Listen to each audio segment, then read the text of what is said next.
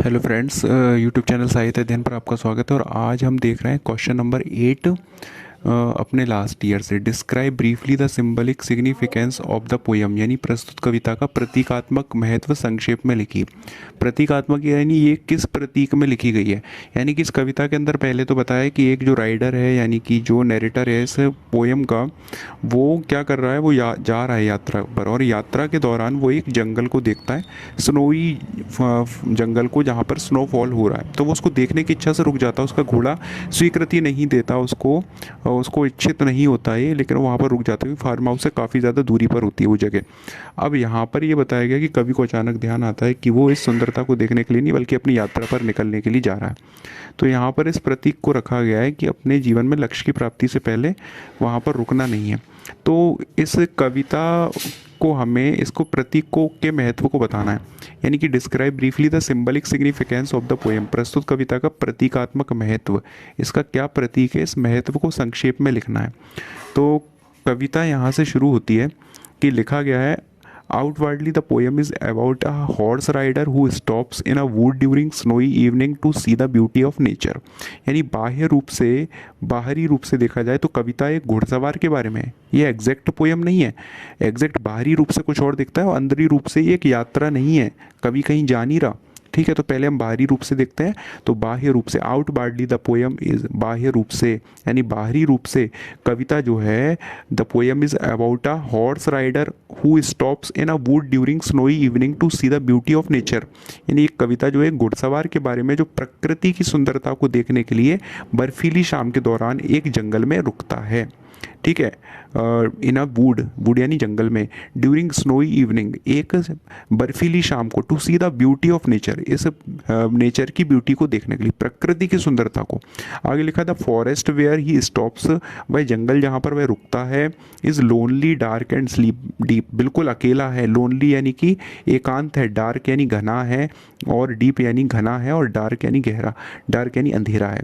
But soon he remembers, लेकिन जल्दी ही वह रिमेंबर्स यानी याद करता है, स्मरण करता है, अबाउट द प्रॉमिस यानी कि वादे को, which he has to keep, जो उसने किया है।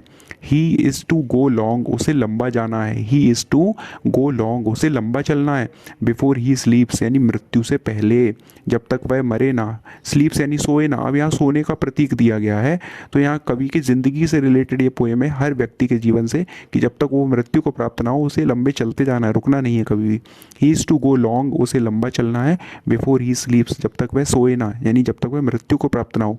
As such there is no time, इसका मतलब है कि उसके पास कोई भी समय नहीं है। नो टाइम, बिल्कुल समय नहीं है। फॉर हिम टू एंजॉय करने के लिए द सीनरी ऑफ नेचर, प्रकृति की सीनरी को, प्रकृति की सुंदरता को एंजॉय करने के लिए उसके पास कोई समय नहीं है।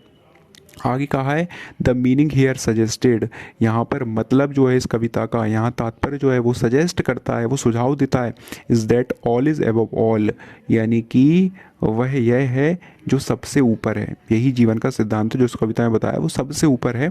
One should think to enjoy beauty, एक व्यक्ति को तभी think to beauty, enjoy beauty यानी कि प्राकृतिक सुंदरता को एंजॉय करने के बारे में सोचना चाहिए। Only when he has fulfilled his promises, जब उसने अपने वादों को पूरा कर लिया हो। जब तक उसने अपने दायित्वों को पूरा नहीं किया, उसे प्राकृतिक सुंदरता को एंजॉय करने के बारे में नहीं सोचना चाहिए। One should think to enjoy, उसे तभी सोचना चाहिए, थिंक टू एंजॉय करने को, ब्यूटी यानी कि सुंदरता को, ओनली व्हेन, जब उसने, ही हैज़ टू फुलफिल्ड, जब उसने पूर्ण कर लिया हो, हिज प्रोमिसेस, अपने वादों को। इट मीन्स दैट पर्सन्स, इसका मतलब है कि व्यक्ति शुड डू देयर ड्यूटीज़, इंसान को अपने कर्तव्यों का पालन करना चाहिए। Before he meets the eternal sleep, जब तक वो अपनी अंतिम नींद को, अनंत नींद को प्राप्त ना हो। इटरनल स्लीप, यहाँ पर स्लीप का मतलब था मृत्यु। ठीक है, इसलिए इसको बाद में कह दिया गया इटरनल स्लीप, यानी जब तक व्यक्ति अपनी अनंत मृत्यु को, अंतिम नींद को प्राप्त ना हो। तो आई ई डेथ लिखा है, यानी इटरनल स्लीप का मतलब है डेथ यानी मृत्यु।